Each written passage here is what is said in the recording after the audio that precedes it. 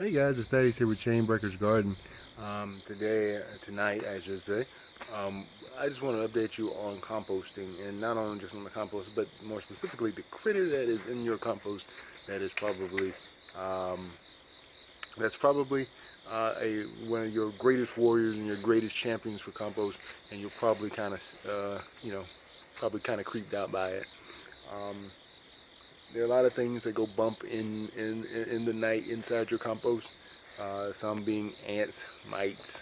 Um, every now and again you may see a slug or two. Um, Hopefully you're not seeing maggots, but hopefully you are seeing this species of the soldier fly. Right, soldier fly larvae are extremely important when it comes to composting. Um, they break down things way faster than either leaf worms or anything else. They break them down extremely fast. In return, you're getting the excrement from them as they break it down, so you're getting that compost.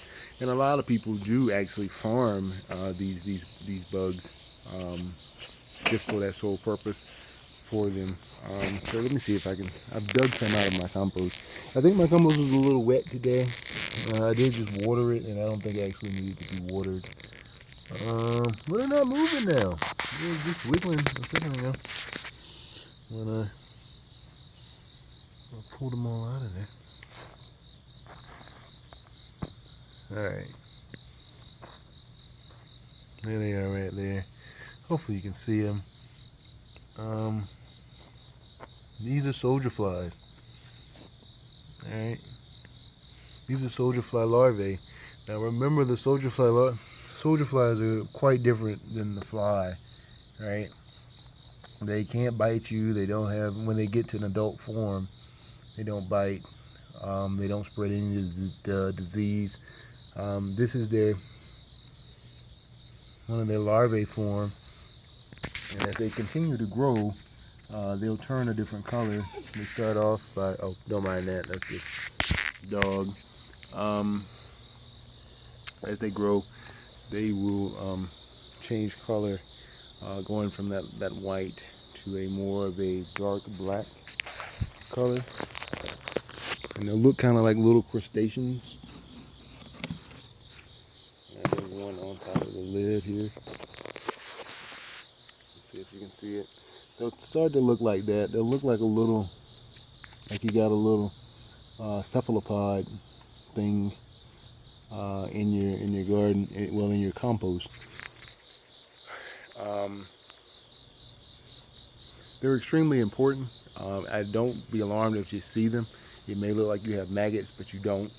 They wiggle a lot differently than a maggot. They're in that larvae form. They have like little of a more of a crawl than uh, has as a regular fly maggot. Kind of just wiggles about. So you can tell they're kind of moving with a little bit more purpose. Um, they can outcompete the maggot. So if they get into it before the fly does, well, the fly maggot doesn't really stand a chance of getting anything to eat from it. They're an outstanding creature to have in your compost. So don't be alarmed. Don't be scared. Don't go and throw out your whole compost, because I was thinking that at first. It's like, what is these creatures? But it's just that your fruit, all that fruit and things that you have in your compost, has attracted the attention um, of a soldier fly, which is awesome. I saw one lighting out here the other day, and I just opened the lid up to let it in, and of course it went ahead and did its thing. And so they're an extremely important creature to have. Like I said, also there'll also be some other creatures in your compost. Uh, One being, like I said, the mite, the ant, maybe slugs. But those are pretty much all you really ever see in it. Now, remember, if your compost is a little anaerobic, it will have that funky odor to it, and that will attract the attention of other things that you probably don't want to see. But that's pretty much it, guys. These are great creatures to have in your garden, in your compost, and they in turn their life cycle, right?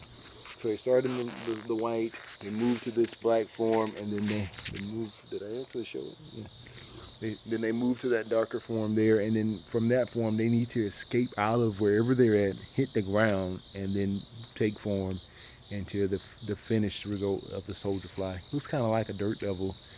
Um, it's like a fly on steroids. Like if the fly was like a jet, that's what it looks like. And that's pretty much it, guys. I just wanted to highlight that because I know some people have had some creatures in their compost they're kind of unsure about, but it's just nature always takes care of it. So um, as far as the garden goes, we're just waiting for everything to we're waiting for everything to die back. Nothing seems to want to leave. Like like the cucumber is over here. There's a watermelon vine way over there, and it started over here, and nothing seems to want to go away this year. So that's kind of unexpected. We did get in our yellow golden clover seeds today. Got them from Seeds and Such out of the Carolinas. Supposed to have a 70% germination rate. Little hole in the wall spot, so hopefully I'll see what it does, and then I'll give some reviews on it. These seeds are not inoculated, so they'll have to be inoculated. I just don't have any inoculation microbials for them just yet, so I got to try to track those down. Yeah, I don't want to get too far into it just yet, but of course, inoculation is your things like your lima beans, your alfalfa, and all those seeds like that. They normally need to be inoculated before you put them into the soil. That's just to help with the nitrogen conversion, help with their nitrogen conversion as they become adult plants. So that's what I just have to track that down. So if you're planting beans this time of the year, beans and bush beans and peas and all that good stuff like that, more than likely they are supposed to be inoculated. You don't have to do it, but it would definitely help in their production and their conversion of air nitrogen into what they need to use for their root systems. Because of course, your beans, your field peas, your sweet peas, your clovers and alfalfas, they're all supposed to be nitrogen fixers.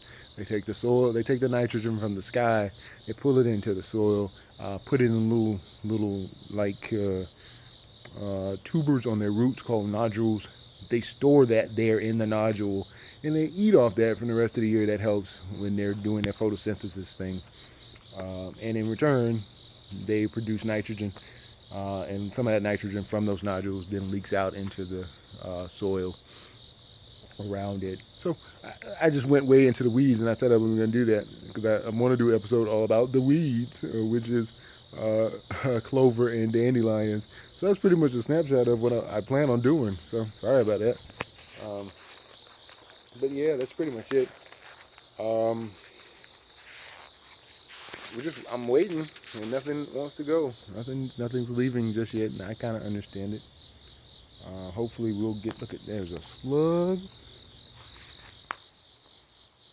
Oh, I don't know. I thought there was a slug on my bell peppers, but it's not. It's a. Look at that bell. That's a nice bell pepper right there. Y'all see that? That's nice now. Yes, sir.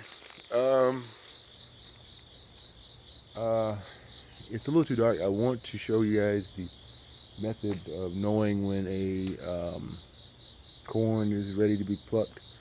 I guess harvested. That's hopefully I'll get around to that. So I'm gonna wrap this up because I know I'm going long. But anyway, if you like this video, like, share, subscribe, all that good stuff. Remember, soldier flies are your friends when it comes to composting. They're your buddies, they're your pals. Encourage them to be where they need to be in your compost because it's gonna make your compost so great. And that's pretty much it for today, guys.